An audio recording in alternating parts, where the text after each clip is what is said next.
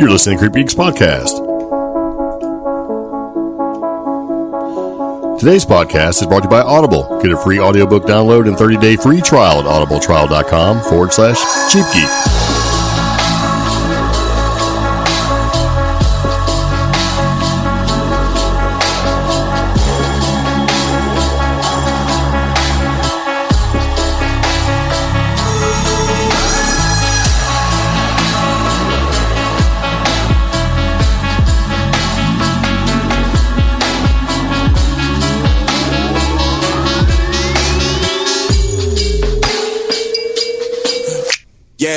So it begins again. Welcome back to the CreepGeeks Podcast. This is episode number 137.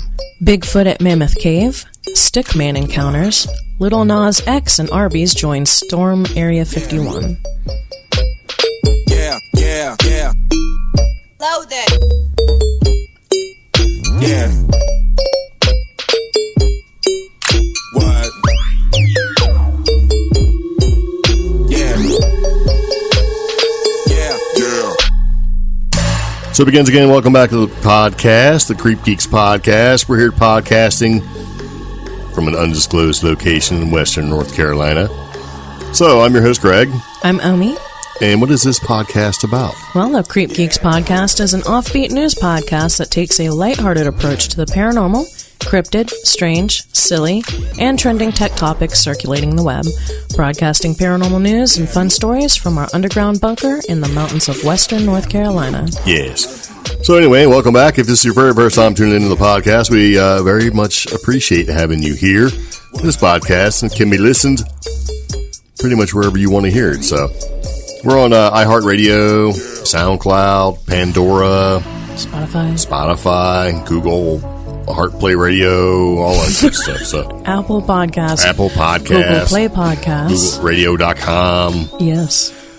Yeah. So anyway, this podcast is about all sorts of stuff that we find to be interesting, and hopefully you do too. And we've been doing this podcast for a little while, and we do appreciate the content that we get to talk about, and basically the interactions that we get to have with you, I was thinking, the listener.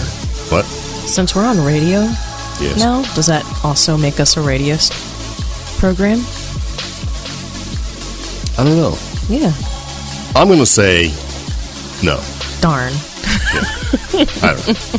But anyway, with the podcast, we have lots of stuff to talk about today. We got some good stuff. It seems to be occurring. Evidently, Mercury has finished the retrograde or whatever that stuff is. I don't know. I'm Mercury not a big. Finished its Gatorade. Yeah, I'm not a. Yeah. So Mercury's in full Gatorade, man. Yeah. So it's been kind of weird. So anyway, if you want to support the podcast, there's a couple different things you can do. You can actually listen to us. That's the first thing. We very much appreciate that. You can also take the time to leave a comment, because comments help us grow. Yeah. Drop on by our official Facebook page, and that's CreepGeeks Podcast. Or if you listen to the podcast through a podcast app like Apple Podcasts or Google Play, leave us a review. Yeah. Yeah. Yeah, it's free. Yeah. Doesn't cost you anything. So if you'd like to do a little bit further and really extend yourself, you can support the podcast in almost a completely passive way. Kind of goes like this. The next time you're using Amazon to buy something, which we all do, you can use our link, because we have an affiliate link, and buy something. And if you buy something that doesn't change your price at all, won't cost you anything, and pretty much what happens is we get a small percentage, and it basically helps keep the coffee flowing and gas in our Albino Rhino, our DIY camper van. Yes. / ghost investigation mobile / cryptid investigation mobile / van that we drive / event mobile. Ooh, event mobile, because we have lots of events to talk about too. That's true. So yeah, there you go. And that affiliate link is going to be amazon.com/shop/cheapgeek. Yeah, because that's our other YouTube channel where we talk about things that are cheap and how to do things like, DIYs, how-tos, practical stuff. And if you can't remember that link, don't worry. All links and everything we talk about will be in the show notes for each podcast episode. Yes, and you can get the podcast episode and all the show notes if you go to CreepGeeks.com. That's our website. Mm-hmm. And you can click there. And you can also do something a little bit different if you would like to leave us a message or give us an idea about something, or if you want to share something.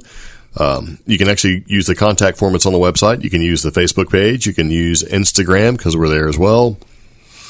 All sorts of ways. You could even go and put a note on our van in a Walmart parking lot that says, "Hey, my name is so-and-so. I've seen some spooky stuff. Call me if you want."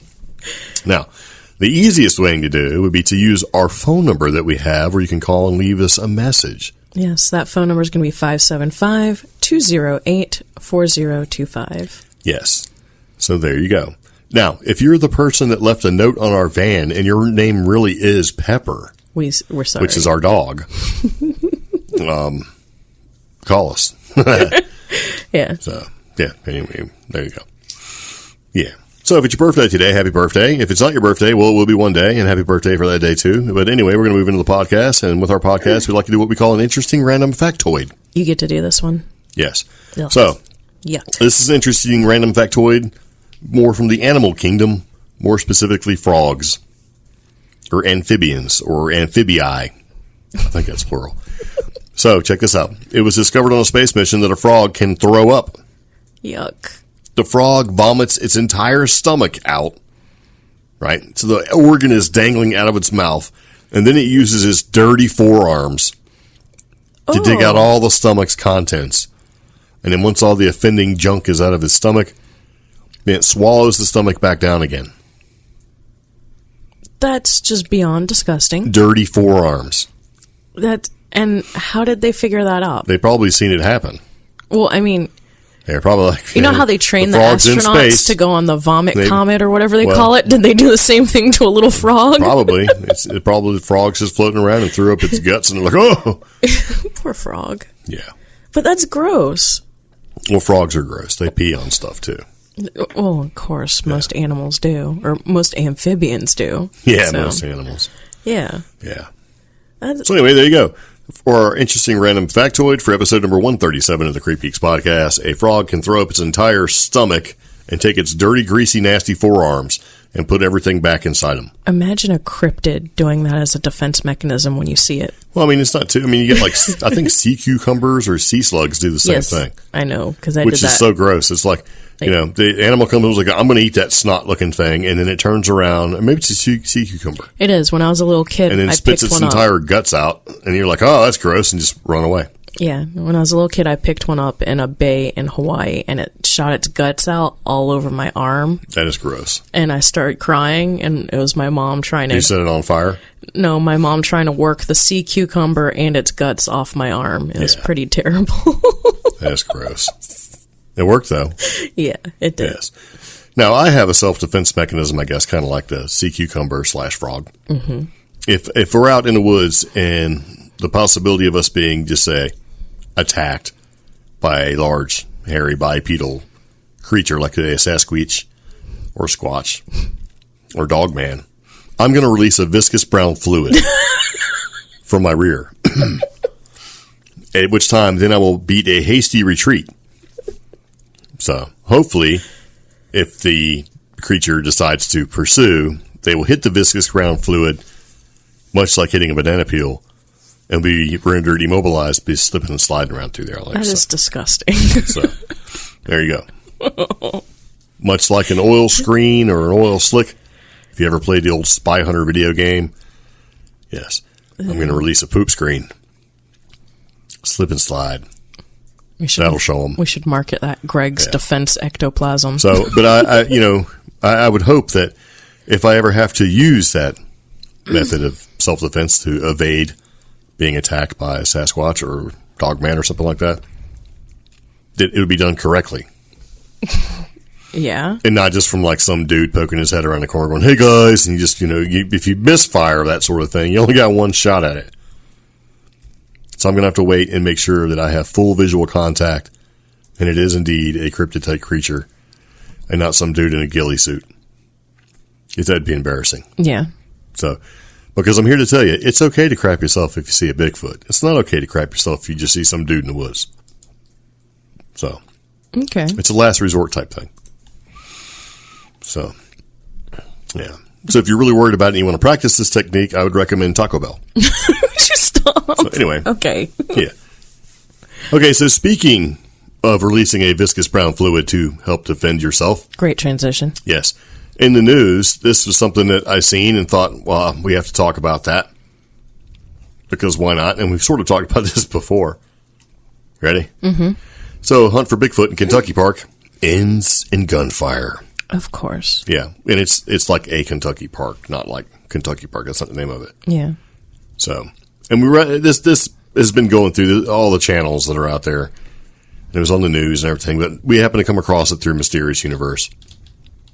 And pretty much what had happened was, okay, these people were camping, right? Mm-hmm. In a park. And they were kind of sleeping, doing their thing. Okay? Right? I'm setting the scene. They're in a tent, this couple. Mm-hmm. And basically it's 2 a.m. Yeah, it's dark. It's 2 a.m. They hear a bunch of noises running around. Somebody comes over to their tent. Right? Mm-hmm. And this is in July, at the end of July. They came up to their tent and talked to them. And pretty much said something had destroyed their campsite. Oh. So it was a man and his son, or boy. I think it was his son. Yeah. Came up and talked to the people that were in the tent and said, hey, something has destroyed their campsite. And they asked if they had protection, basically. In which part, the tent campers said, well, no. And the other guy, they pretty much said, don't worry, he did. Because he had a firearm. Because he's carrying it in like a national park, I guess. Which you're not really supposed to do, but I guess you can. I looked that up. I have more on that. So. And so he showed him a gun and said, pretty much said it was Sasquatch country, and he was going out to kind of see what's going on, and told them not to worry, that he would effectively protect them, right? And he went off in the woods, and he basically told them that if they heard gunshots to run, right? So the couple was sitting there, and they're obviously freaked out in the tent, as I would be. And then the couple heard gunshots, and they followed the man's advice by running away in the opposite direction. Actually, there has been no word if they have released any viscous brown fluid, though. They hiked 5 miles back to the parking lot where their vehicle was. So, and by hiked, you mean ran? Yeah. Yeah. So, well, hike, because I think they just packed up all their stuff and tried to leave. Yeah. So they got to the parking lot, and they met Mammoth Cave law enforcement rangers there. Because this was close to the Mammoth Cave system in Kentucky. Yeah. And the park rangers, they met them at the parking lot. They spoke to them, at which point the park rangers went and checked it out and made contact with all parties involved, and no injuries had occurred. Yeah.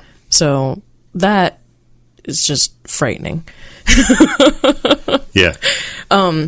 And it has been in the news all over about, well, what is this dude doing with a firearm in a national park? Well, there's a lot of people to carry when they go in the woods. And that's the thing. It's not necessarily an uncommon thing. A lot of people don't know that up until recently, it was illegal to carry a firearm in certain national parks and national monuments. Yes. However, in 2018, a law was passed that basically, with the exception of a few parks, whatever national park or national monument, it's supposed to follow the laws for the particular state. Yes. So, and this place is no exception, so it falls under Kentucky law. Yeah. So he could have a gun, I guess, if you're familiar with Kentucky law. I like what he said to the campers, though. This is the guy carrying a firearm.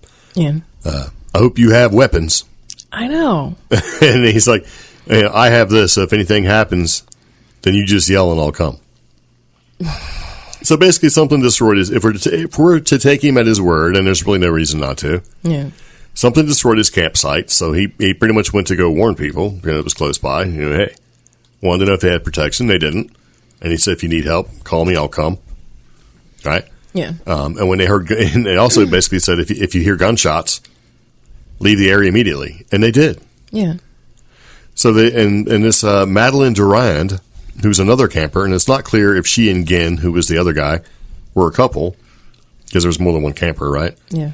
Basically, they heard shots about 10 minutes later. They called 911 and booked it, and they headed to the parking lot, like you said, 5 miles away. Yeah. So, and it sounds like he basically, the person whose campsite was attacked by a Bigfoot. Well, attacked by something. Yeah. Could have been, who knows? Yeah. But it was attacked. Basically sought out other campers to let them know what was going on. Yeah. And I don't know if it was an attempt to warn them, like in earnest, like, hey, I'm going to start firing at stuff. Maybe you should get out of here. or if something else was going on. So, because it sounds weird to me, you know, I mean... Well, I mean, it doesn't necessarily sound weird. I think it's being reported weird. Yeah. Because if you're out in the woods and you're allowed to carry, and a lot of people do carry, especially when they go deep in the woods because they're more worried about bears than Bigfoot, and something went tearing up your campsite, you know, I would warn people, but, you know, I would warn them from a distance. I mean, as we're walking away, hey, man, something just chewed up our campsite. Could have been a bear, could have been a Bigfoot. We're out. Yeah. But this person said that they seen it. The person using, you know, the firearm, they don't really say what kind of firearm it is, said that they seen Bigfoot and shot at it. And that's the part where he shoots at it, or they heard several shots, because a park ranger representative goes on to say that while it's legal to carry a firearm in that specific park... Yeah, although not on caves or in tours or on tours. Actually firing the firearm is strictly prohibited. Yeah, so you can have it, but you can't use it. Now, I'll be the first one to say, if we're in the woods and I have a firearm, and a bear comes up and starts chewing through the tent or looks even remotely aggressive, I'm going to shoot it. And that's why, very tongue-in-cheek, the writer of this article goes, okay, well, what if you see a Bigfoot? Should you throw the gun at it? What if it catches the gun? Yeah. I mean, if you think about it, why would you have a gun? You just throw it at him, right? Have a gun, but you're prohibited. Those things can throw rocks like as big as softballs. Yeah. And we've talked about that in the past. It's like, you know. But, I mean, and take Bigfoot out and put mountain lion or rabid, I don't know, vicious animal, you know, and... I'm going to shoot it. You have a gun, but you're not allowed to shoot it? Okay. Yeah, it's kind of weird. Yeah. I like what Paul Seaburn writes. Yeah. Because he's the one that wrote the article for Mysterious Universe. Was Bigfoot destroyed my camp just a convenient excuse this guy used in order to run around scaring other campers and firing his gun? It's unclear. Is this an isolated incident? Probably not. Should hunting Bigfoot be included in the various guns and hunting discussions going around the country? Only if you want an argument, right? That's true. Yeah. Because, I mean, the argument is, if you see Bigfoot, what do? You know, do you shoot him, right, to get a sample? Or defend yourself, or do you not? You know, if we're out in the woods and I see Bigfoot, I'm probably not going to shoot it unless it's trying to do something untoward. Yeah. Like if this thing's humming softball-sized rocks at me, I'm going to shoot at it a lot. And then I'm going to run away, and at the last minute, if I think it's behind me, I will release the viscous brown fluid, which hopefully will have the slipping on a banana peel effect. And we'll get back to the car. And see, I want to say... Actually, to be honest with you, the people that know me, you know I'm not running. That's going to be like, save yourself. I'm going to shoot this thing, right? And part of me is like, yes, I do feel in some way... Hold on, but that's only if we're being menaced. Missed. You know, if it's menacing, you know. Yeah. I mean, because if this thing does exist and it really is territorial and stuff and it's warning us to get away, I'm going to go. I'm like, okay, you win. I'll see you later. But if it wants to, you know, show itself... So if it is... on the attack or the aggressor, I'm going to shoot it. Yeah. And that's what guns are for. That's kind of how I feel, because I'm like, okay, if this thing is going to, I don't think you should just go out and hunt it to kill it. No. If you encounter it, I mean, yeah, you shouldn't hunt it to kill it, even just to get a sample. I mean, if it interacts in an aggressive way or means to do harm, then yes, shoot it. Because the problem is those people who go out and actually go to hunt it. Well, we did, 3 articles last year about people being mistaken? Yeah, including the one guy that says anytime he sees anything it looks like a Bigfoot, he shoots at it. And so he shot at a woman in a brown coat? Yeah. Really? Yeah. Yeah. It was her hair. She had, like, you know, Sasquatch hair, I guess. You know, I had the original position that, yes, one Bigfoot needs to be killed for science. But now I'm starting to change to... Well, look how dumb humans are. Well, yeah, of course humans are dumb. So, and is it going to be, because you're not going to, you know, I killed my nosy neighbor because she looked like a Bigfoot. No. Yeah. No. So. But, you know, it's the same thing. I mean, if you're out there and you can get killed to death with a softball-sized rock. Yeah. So, but if I thought for 1 second we were in jeopardy, I would shoot at it. And I would try to not. I mean, I would try to shoot at it to scare it. You know, and if that didn't work, I would shoot it until I wouldn't do that. I would shoot it until all the bullets are gone. Okay. So, So when somebody come up and say, man, you shot at that thing 32 times. Did you hit it? I'm like, I don't know. It's gone though. But I mean, who knows? So if this thing really did attack a camp, or attacked his camp, and he ran around to warn people, I mean, good, I guess. Mm.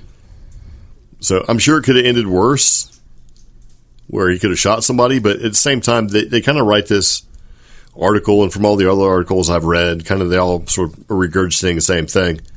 They don't necessarily paint the guy as being like some, Yahoo out there in the woods going, we're going to go kill him, we're going to see Bigfoot. But at the same time, they're not necessarily, doing him any justice at all. Like letting him talk. Yeah. But park rangers made contact with everybody, and no injuries occurred, and they probably warned him, hey, you can't, You can't run around the park shooting stuff. Yeah, you're not allowed to discharge a firearm in the national park. And he's probably like, okay, well, I'll take the fine because it was Bigfoot. Yeah. And I mean, think about that too.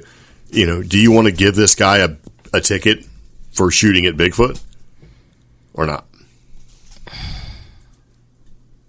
That's a hard one if you think about it, because I mean, giving a ticket if it actually said for shooting at Bigfoot, then that would cause an uproar.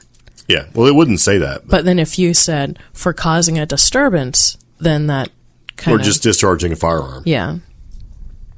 So, I don't know. Yeah. So... Well, at least they had cell phone service 5 miles back in the woods. I know, right?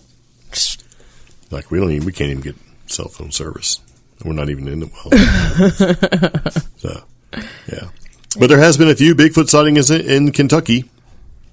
But the people from the Bigfoot Field Researchers Organization, or BFRO, or BIFRO, say that they're pretty rare. Yeah. And the park officials say it's safe to hike, camp, and tour the caves. Well, of course they're going to say that. So, I don't know.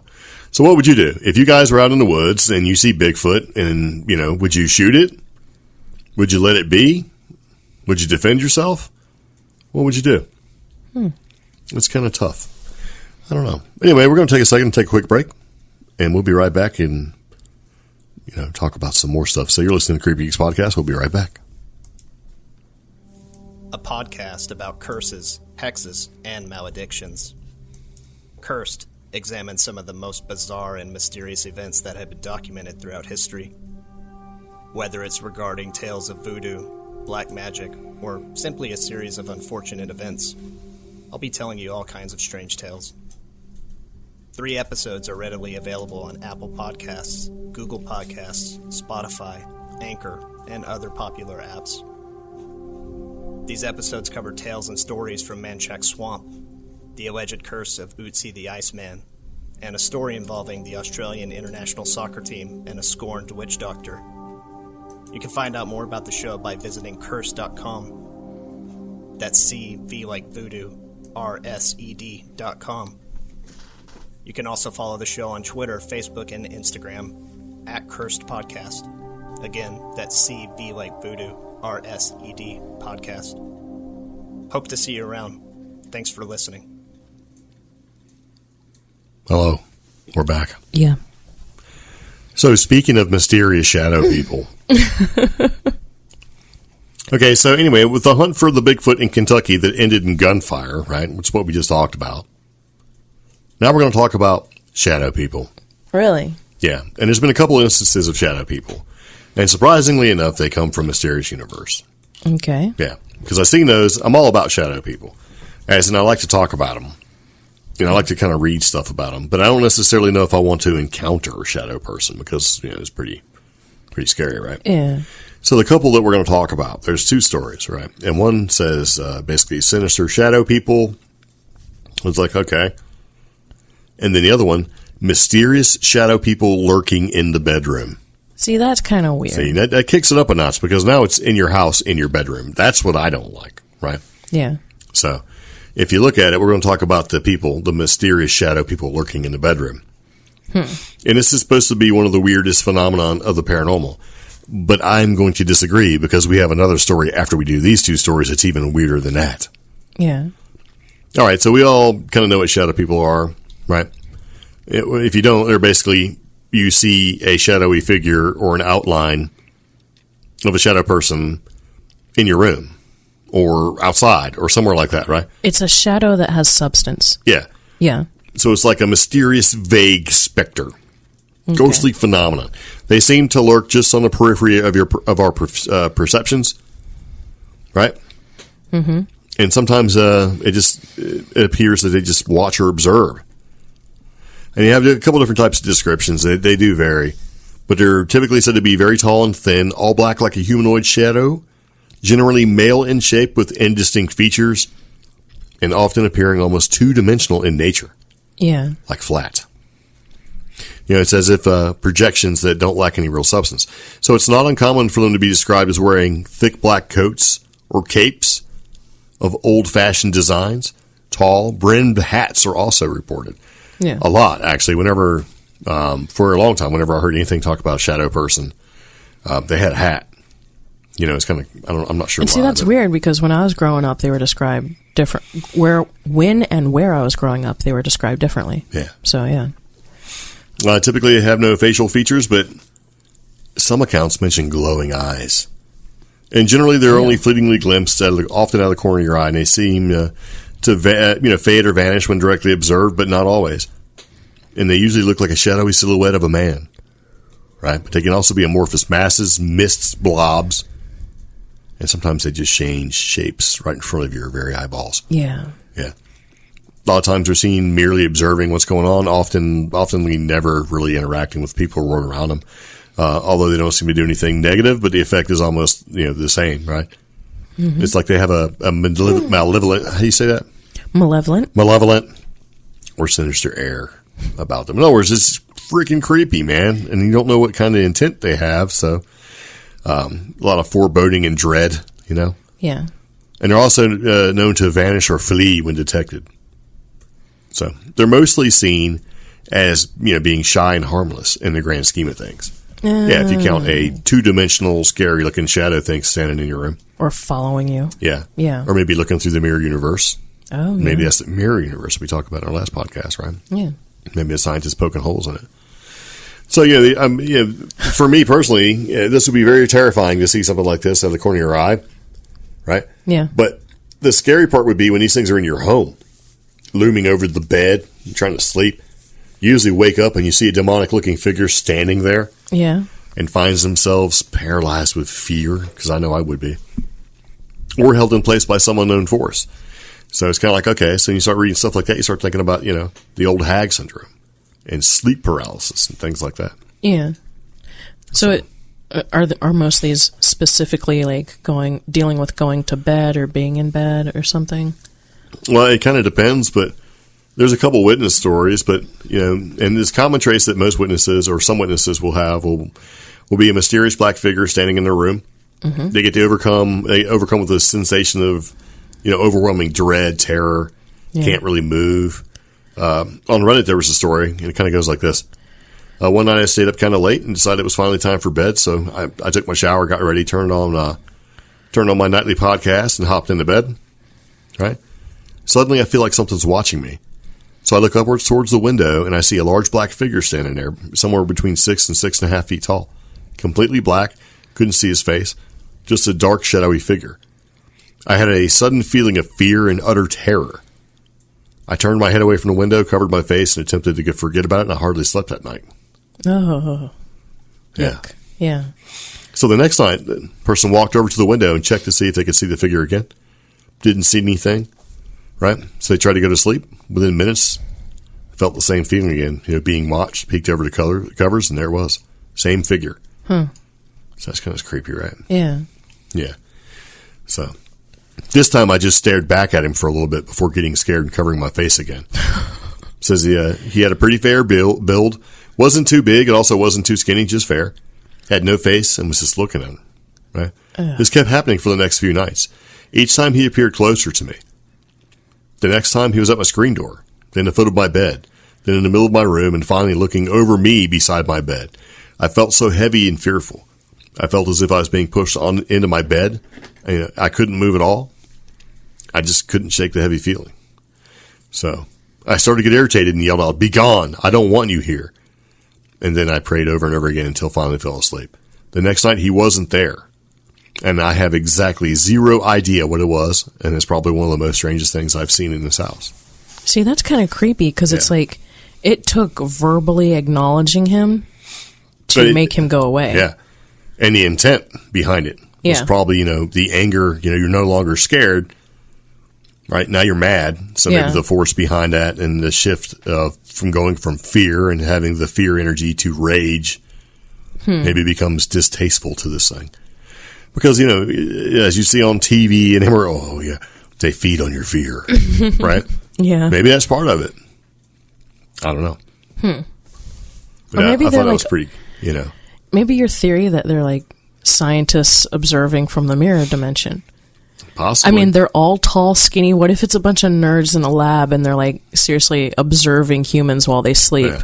So like if you go to the San Diego Zoo in the springtime, there's like all these college kids that are getting extra credit for being out there so they can help them take notes on what's going on. And I talked to a college kid a long time ago whose job was to watch this one alpha monkey, a chimpanzee, as he was going around procreating with all the women monkeys. That was his job.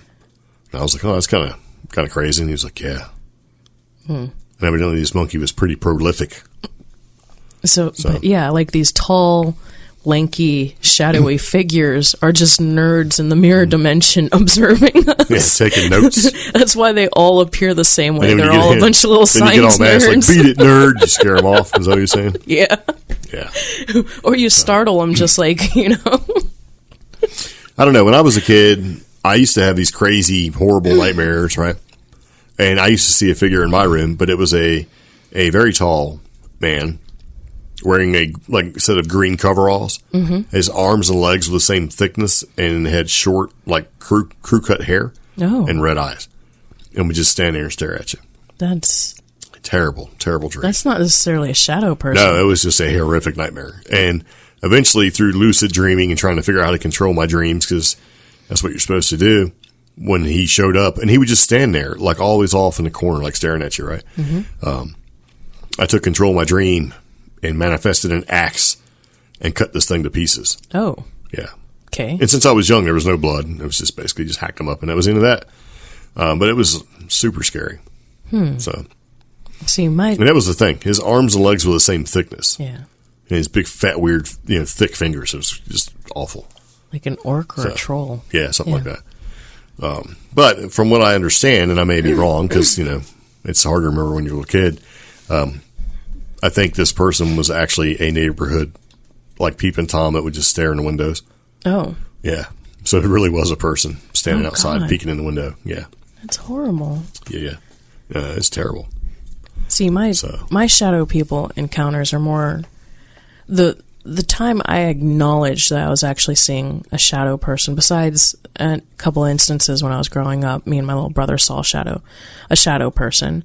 But I used to run and power walk at night and evenings and near historic neighborhoods, and I would see shadow people all the time because I'm running on these lonely, there's no other people roads late in the evening. There's nobody else out there. I don't think that's safe. And I would see shadow figures. The thing that was different was the fact that there's nobody else out there except for me, and these shadow figures are not shaped like me, and they were moving quickly. Yeah, it's not safe at all. And they would always move the opposite direction of where I was running. And so, and the area was very hilly and stuff. Yeah. So why am I seeing these full human-sized figures, slightly taller than human, running in the opposite direction I'm running? I don't know. Yeah. So, and it wasn't just the opposite direction. They'd run and turn the hill. Well, maybe they were scared because you were obviously running away from something. So maybe they thought they should run too. Okay. Yeah. So there's a bunch of bedroom shadow people encounters.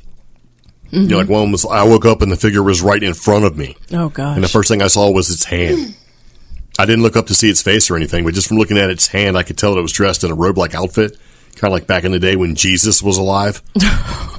So I had the feeling that the figure was very, very tall.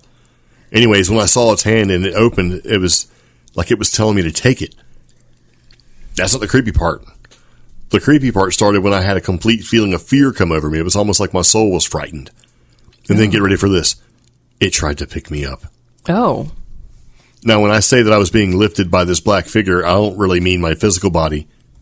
It literally felt like my soul was being lifted from my body. Yeah. Anywho, I like how they put that in there. Anywho, right, it was not a big deal. All I remember was saying during all of this was no, but I also had the thought, please don't take me, running through my mind. No. It ended up letting me go, and then I woke up again, almost as if I was double dreaming. Yeah. Now I'm well aware that astral projection can seem like a double dreaming or lucid dreaming, so I'm starting to wonder if it was just a dream or if I was on the verge of astral projection. Oh. Either way it goes, something was very weird that night. Yeah. Yeah. Nope. I would, no. Or is this just a different type of old hag syndrome? And because, see, old hag is terrifying to me because you're stuck in a state where you really can't do anything. Yeah. So being stuck in a state where a shadow person is possibly manipulating you is just worse to me. So yeah. So if you ever, the only suggestion I could give you is if you ever see a shadow person and you start to feel that dread, or even before you feel that dread, you need to manifest the intent that you don't want it there. Like let it know, yell at it, whatever, make sure the intent is there, because I think that's really what it is. So if the fear shifts and it becomes rage or anger towards the energy shifts, and maybe it's not, palatable to them, I guess. I don't know, like we were saying, but yeah. But you got to have the rage intent, because you can say anything you want. If the intent is anger towards this thing and get out, you could say like, "Give me the paper," and run away, right? So you got to fight. As soon as you see it, fight. But see, that's the thing. See, I fight monsters in my sleep, so I'm not afraid. It's like, bring it, man. I'll. You're saying as soon as you see it. Yeah. But sometimes a lot of people will do a double take, or they're not quite sure what they saw. Then you fight. So what if it's, I don't know, what if it isn't? What if it's just truly a shadow or something? Or what if it's, I don't know. Well, if it's a shadow, it's just a shadow. And you're just shouting at nothing? Hey, you know what, though? I'd rather be shouting at nothing than something in there. Okay. I don't know. Hey, just saying. You're probably going to end up screaming at a kid. So that's something, if you got children, like scream at them all crazy. So, but yeah, I think the intent. So I thought that was super creepy, man. And there's a whole bunch of stories of these things, like being in your bedroom when you're trying to sleep. Yeah, and we'll put a link in the show notes. Yeah, because there's a lot of them. You can read them and get creeped out too. Yeah, and evidently Reddit has a bunch of them as well. So. Oh yeah. Yeah. Reddit, like they have there's the creepypasta, all this, man. The subreddit No Sleep. Oh yeah. That was you can't. No, I can't. You can read them, but you probably shouldn't if you want to have a nice, good sleep. That was the one. There's been a couple that have been like really freaked me out. Yeah, because that was the one where I stayed up till like 7 the next morning reading about Stairs to Nowhere. Yeah. So that's not crazy. Cool. Yeah. But I like the ones that are like really short, Like I woke up at 2 o'clock in the morning. My mom was calling my name from downstairs, so I went to go see what she wanted. And as I passed my mom's room, my mom said to me, "I heard it too." Yeah. Yeah, stupid crap like that. You're like, oh, get the old boost gumps.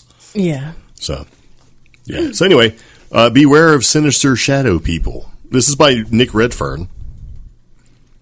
And it kind of goes along lines with the mysterious shadow people, but it's like, what are they, right? Yeah. Evidently, there's an official Shadow People's Archives website. Oh. That basically says, sometimes it appears as a silhouette of a person, usually male, but lacking other general, characteristics of gender. But the description doesn't really end there. Sometimes they have hats, hooded shadows. They could be cloaked, solid, wispy, smoky. Some of them have been seen from the waist up. Others clearly have legs, but are seen to be fleeing from their observers. They dart into corners. Yeah, like what I saw. Yeah.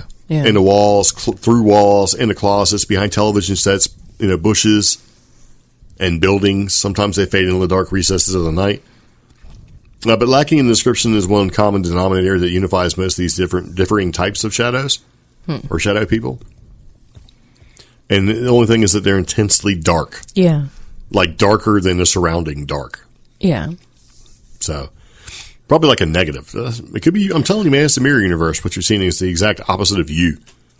Like your shadow knows. Not like Peter Pan, who, doesn't have shadow. So, well, you remember that, right? Yeah. His shadow was its own thing? Yeah. So, yeah. So, in 2013, there was an interview with Rosemary Ellen Guiley. Oh. Yeah. Who, was an expert on all sorts of paranormal phenomena. And she said, I discovered that many shadow people experiencers are also ET experiencers, especially abductees. So through long process, I conclude that shadow people are shape-shifted form taken by the jinn. Wow. Yeah. Okay. Therefore, there's a profound connection between the jinn and bad hauntings and ET abductions. Furthermore, the footprints of the jinn are evident throughout our mythologies about ancient aliens and gods, and the picture that emerged is that of a major jinn involvement in all of our entity contact experiences throughout history. So she's basically saying that all entity interactions, not just, like UFO or paranormal or shadow people, there's some sort of jinn trickster. Like it's all related. It's all a trickster? It's all related. Because, they don't necessarily say all trickster, but, all related. When it comes down to it, because we talked about jinn a while back, and when it comes down to it, there's so many parallels and correlations between, like the jinn and Coyote, the trickster. Right. And, across all the cultures, there is some sort of jinn character or god or creature, Yeah. And all of these things, ET abductions, poltergeist activity, alien all that stuff, it seems like you're being deceived. Yeah. So if it's all the jinn. Yeah.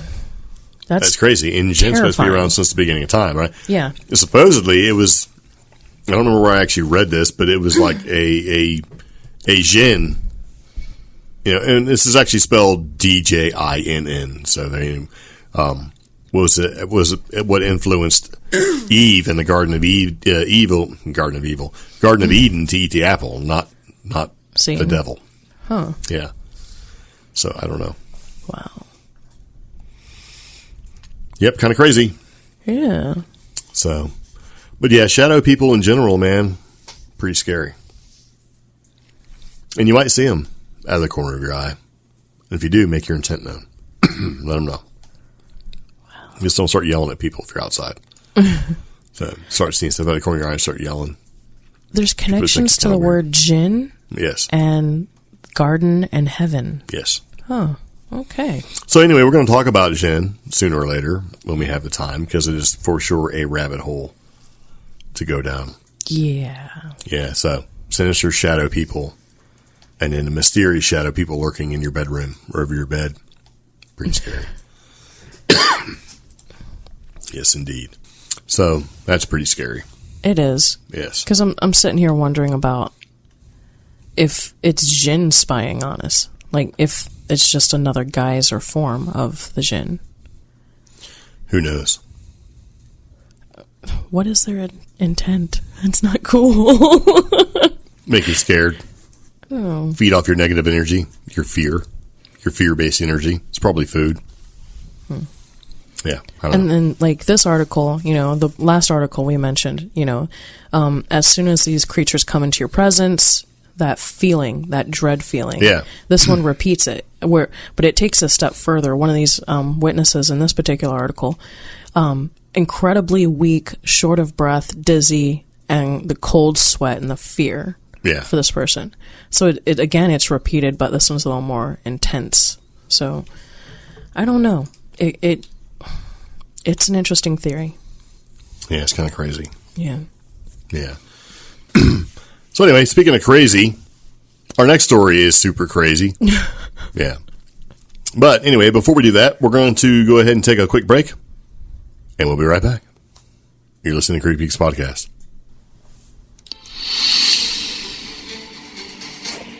Hey CreepGeeks fans, this is Toby Harford of Afterlife Paranormal. Join us October 5th for Carolina Paracon at the beautiful Saluda Shoals Park in Columbia, South Carolina.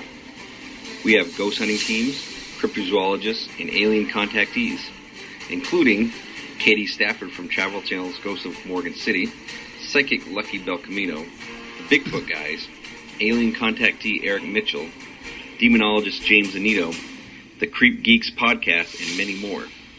We'll have 25 plus vendors, lectures on all paranormal topics, a psychic gallery reading, and a paranormal panel. Tickets are on sale now, and if you purchase before September 1st, you will be entered to win a ghost hunting kit and Carolina Paracon t-shirt. Find us on Facebook at Carolina Paracon. We hope to see you there. Yeah. We're going to be there. Yep. Yep. So, yeah, if you're in South Carolina, you should come check it out. It'll be a good time. So, speaking of good time, this is one of the weirdest things I've heard. Period. Period. And Yeah. well, I mean, I saw this. I saw that you had put this into the podcast notes. And I'm like, wait, this what? Because Yeah. I witness Stickman encounters. That's right. You know, like the Stickman, right? You draw the circle, Yeah. you know, like Hangman. You know, it's like Stickman. I'm like, what in the Matrix is going on here Exactly. with this article? But So Yeah. it was like, okay, I was like, no, I got to read this right. and this person says, just like I'm sitting here, you know, the person in this article states, I didn't know this was a thing. Yeah. I have a story about seeing a stick figure when I was about 4, which is in 2010. Wait a second. This person's pretty young. Yeah. Oh my gosh. Okay. It was night and I was asleep on the couch. I did have a room. I just didn't want to sleep in there because I had an uneasy feeling about being in the room and I was still afraid of sleeping alone. I was asleep on the living room couch one night when I was awoken to the sound of TV static. The TV was left on when I was asleep, and I want to say that Rocket Power or Rocco's Modern Life was on, but it was hard to see. But I woke up with the noise of static, but the show was still playing with no interference, which freaked me out due to me being scared from the noise. That's when I noticed a black stick figure coming from the TV. I wanted to scream, but I was too afraid to. That's when it went to the couch and just stood there and stared at me as if it was curious of what I was. I started to move, but when I went to get to the corner of the couch, it just ran right back into the TV. That's when I started to cry, causing my mom to wake up and wonder what was going on. I explained to her what I saw, and she had told me that I was just tired and imagined it.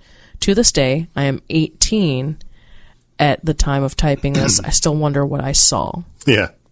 18, 4. And this is all phantomsandmonsters.com.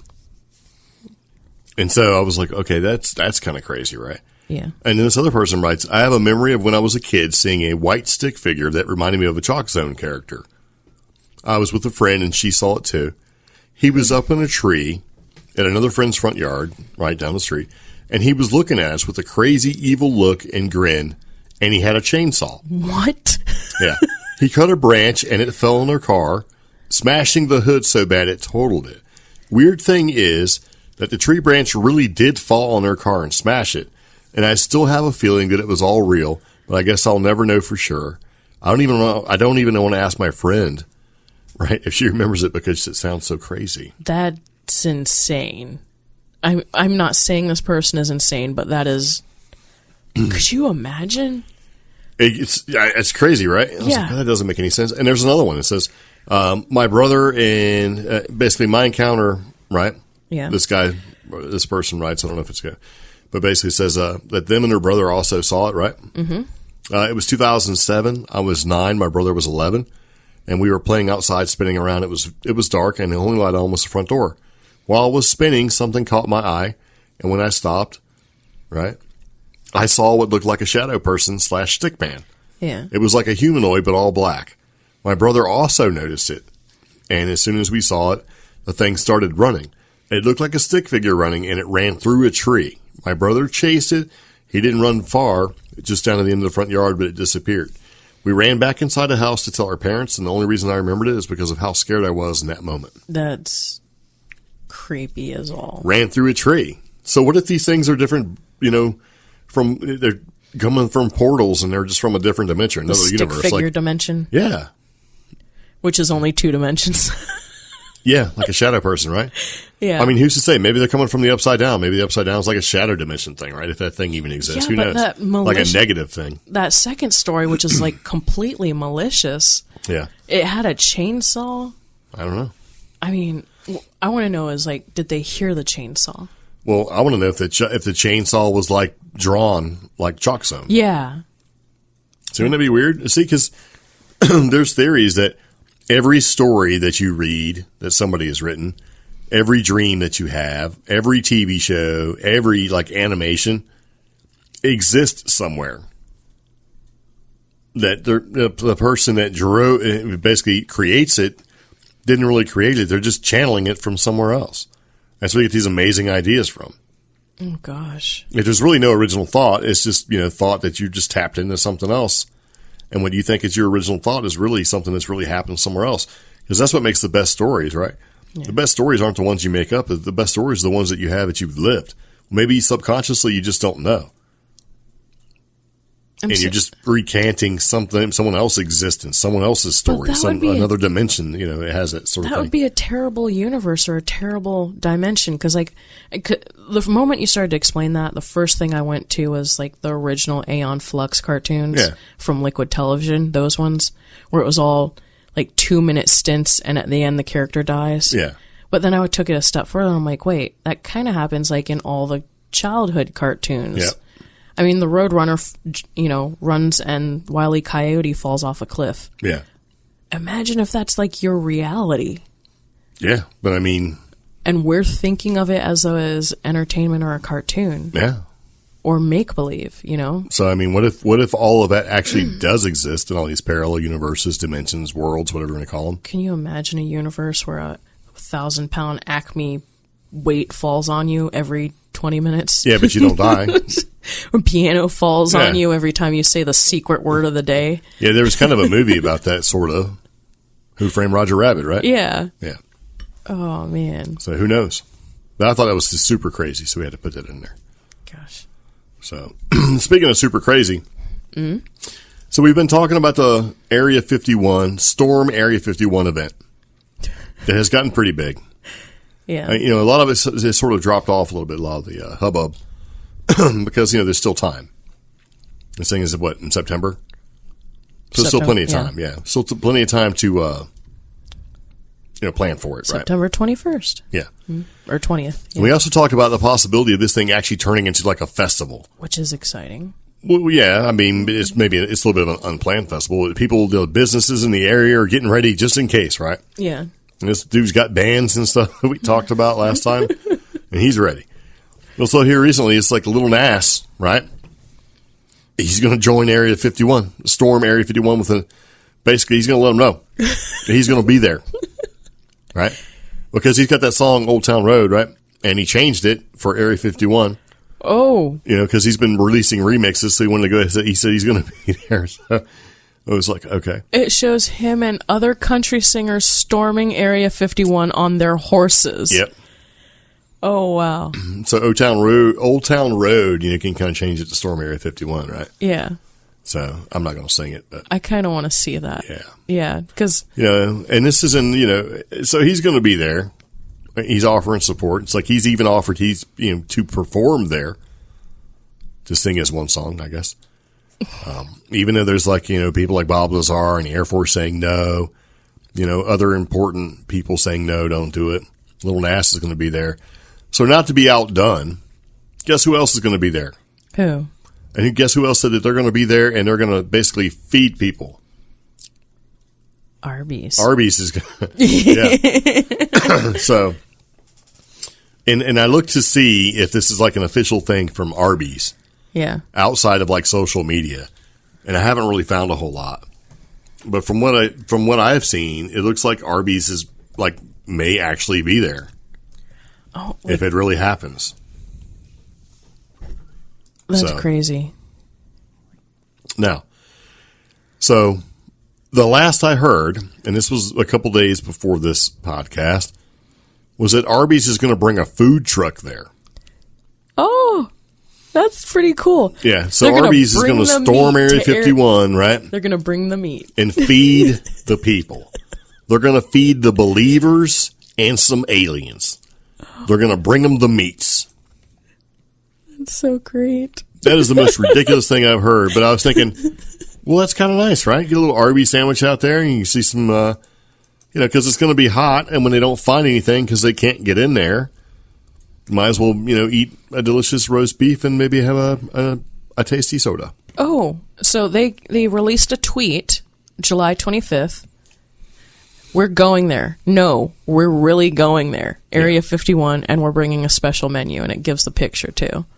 So I'm like, what's the special menu? I don't know. I'm trying to get it to load, because I bet it's just going to be like intergalactic horsey sauce or something. Yeah, or just like the cheap roast beef with cheese. Those are great. Which are super tasty, kind of thing. Well, the only thing is I have a GIF of a map with Arby's sauce on it written out to say Area 51. Yeah. So Arby's is going to be there if we have to, if they're true to their word. It looks like they're going to bring a food truck out there. Yeah. DiGiorno is going to deliver. Yeah. See, all these brands, man. All these brands are now getting involved. You got Arby's, you got Kool-Aid. DiGiorno, Kool-Aid's going to be there. Who else is going to be there? There's going to be a bunch of them, right? ASOS, the shopping brand, Bud Light. Bud Light's going to be there. Even though Moon Brew or whatever, they made fun of them, they're still going to be there. Yeah. Funyuns is going to be there. Funyuns is going to be there. It's ridiculous, man. Burger King and Wendy's. So they're all going to be there. Xbox. So. Xbox is going to be there. Yeah. Yeah. So I don't know if they're really going to be there or not, but that would be funny it would be funny if what actually happens is all these fast food joints show up and it becomes like a fast food war where Arby's is fighting out with Burger King and all them stuff. And Arby's is claiming they're going to bring them the best meat in the galaxy. They're going to bring them the meats, or something. and then you're going to like Burger King and Arby's fighting it out. And that's what Burger King said. And then when people, when they get tired, they can drink that watery Bud Light. It's going to be delicious, right? Because Burger King came back with "Remember who's king." So, and then Kool-Aid's meme was Area 51 and me, and it shows the Kool-Aid man just busting through Area 51. See. Yeah, it's a little nutty. Yeah, but if it turns into a music concert, that'd be great, kind of. It would be funny. It would be funny if it turns into a music concert and then nobody tries to really storm the gate. Yeah, that would be... because then they could have an Area 51 music festival right there. I mean, the owner of the little inn that's there and the other person that's there... They're like trying to clear off land for motorhomes and campers. And the little Ailey Inn and Motor Lodge or something. Yeah. So, I don't know. This may turn into like a huge festival, which would be kind of funny, but... And, if it... Because I really don't want to see anybody get hurt, but... I would love to go to the first one, but I also would not. Yeah, and then I'm worried that tickets to the second one are going to be Coachella prices. Yeah, it's going to be like Burning Man, right? Be like Burning Man. I'll be like, only the elite get to go to this. Yeah, sorry, you're no longer invited. I'm not on the guest list, so... that's great. Yeah. So I thought that was pretty funny. Bring in the meats. So Old Town Road turns into Storm Area 51. Yeah. Right. So anyway, that's something. All right. So anyway, with that being said, we're going to go ahead and take a second and start wrapping up the podcast. So we do have a couple events that we're going to be going to, and the first one is going to be the Cherokee Legends Comic-Con. Yes, in Cherokee, North Carolina. We're going to go to that, and you can go to that too if you'd like. It's in Cherokee, North Carolina. It's going to be August 23rd through the 25th, 2019 in Cherokee, North Carolina. Yes. We have lots of speakers and events there, and it's a Comic-Con, and it's also like a Bigfoot University where you can learn all about Bigfoot. Did you know that? No. Yeah. Tickets are pretty inexpensive. But last time I checked, they were about, I think, $12 to go. That's about it. There's going to be lots of vendors there. There's going to be vendors and artists on the inside and the outside. And this is at the Cherokee Fairgrounds, I believe. Mm. Yeah. So that's going to be kind of nice. So that's it at the end of August. The Bigfoot University is an additional $30 if you are interested. Yes, but you learn all about Bigfoot. Yeah. So that would be August 23rd through the 25th. There's also going to be Carolina Paracon, which we kind of talked about, and a little commercial for that. Did we say when that was? It's October 5th. Yeah. So Carolina Paracon's at Saluda Shoals Park, and that's actually going to be in Columbia, South Carolina. If you're in that particular area on October 5th. I'm sorry. I think I was saying August 5th. October 5th, if you want to go to that. It's pretty inexpensive as well. It's going to be a bunch of people there, including us. We'll be there doing the CreepGeeks podcast. So you can come check us out. Come over and say hello. We'll have swag if you do. All right. And then there's another one that's going to happen before October 5th. It's the Outer Realm Festival. That's going, yeah. That's, September 21st. And that's going to be in Tennessee. That's going to be in Harriman, Tennessee. Yeah. Yeah. And at the David Webb Riverfront Park, I believe. And that's going to be Saturday, September 21st from 10 to 8 p.m. Guess who's going to be there for that one? Us. We'll be there too. Yay! So you can come see it. And that one's it's a new event, the Outer Rim Festival, and basically paranormal and Bigfoot groups from all over the state will be set to talk up to the public about their experiences. Yes. So they'll be there talking. It'll be good. And we'll be there as well. And they're going to have all sorts of stuff there. It's not just paranormal. Oh, yeah. Yeah. I think cryptids, UFO. Metaphysical stuff. If you're Reiki or power, energy. Metaphysical is broad, but not just metaphysical, but also Reiki. It's so unusual, but really cool that they're going to have everything there. Because just like this podcast, we talk about everything. Yeah, we do. So it's kind of cool to go to an event where there is everything. You know? That's true. Yeah. Very, very nice. And there is also... What else? Where else are we going? WNC Festival. Ah. Yeah. When is that? September 14th? Yes. So September 14th, there is a Western North Carolina Bigfoot Festival held in Marion, North Carolina. And we're going to be there for that. In fact, we have every event we plan on going to on the official Facebook page. So again, go on Facebook and like the CreepGeeks Podcast page. Yes. Check out the events tab because that lists all the events we're either going to or, we're planning on going to in the upcoming months. So Cherokee Legends Comic-Con is Friday, October 23rd is when that starts. We'll be there for that one. We're actually going to go to CryptidCon 2019. That's September 7th and 8th. We're going to be at the Western North Carolina Bigfoot Festival. It's going to be in downtown Marion on September 14th. We're going to that. We're also going to the Outer Realm Festival and the Carolina Paracon. And we're also going to two other events, right? Yeah. In Tennessee. Oh, wow. So coming off the heels of the Smoky Mountain Bigfoot Conference, which we haven't talked about at all in this podcast because we're going to do that in our next podcast. It's going to be great. So we have a couple different events to go to. So if you're in the Western North Carolina / Tennessee / South Carolina area, because they're all kind of butt up together there, there's lots of things for you to do and go see, and why not? They're pretty inexpensive events all the way around. You get to meet some like-minded people, and should be fun. Everyone we've done so far has been fun. So, and if you see us and you mention the podcast, you might get some swag from us, or at least a warm, friendly handshake. Ew. Yes. Warm, friendly. Yeah, a warm, friendly handshake. I warmed it up for you. Yeah. It's going to be nice. Yeah. But, again, if you're interested in finding out paranormal events and everything, all the happenings around here, like our Facebook page. It's a good way to figure out things to do or say hi to us while we're podcasting or vending an event. If you want to email us, contact@creepgeeks.com. Reach out to us via any of the contact methods in the podcast notes. We lay it all out for you, including our phone number. That phone number again, 575-208-4025. Like us on Facebook, join the Facebook group, find us on Instagram or Twitter. We're pretty much on all social media platforms. Yes. Yes. So that's about all I have. Well, okay. Yeah. That's it. Are you good? Yeah, I am. All right. Yeah. Very nice. All right. So anyway, that's it for the CreepGeeks Podcast, episode number 137. Thank you very much for tuning in. Listen to us again. We do podcasts twice a week. So, yeah, very, very nice. So anyway, thank you very much. So, see you later. Take it easy. Bye-bye. Bye.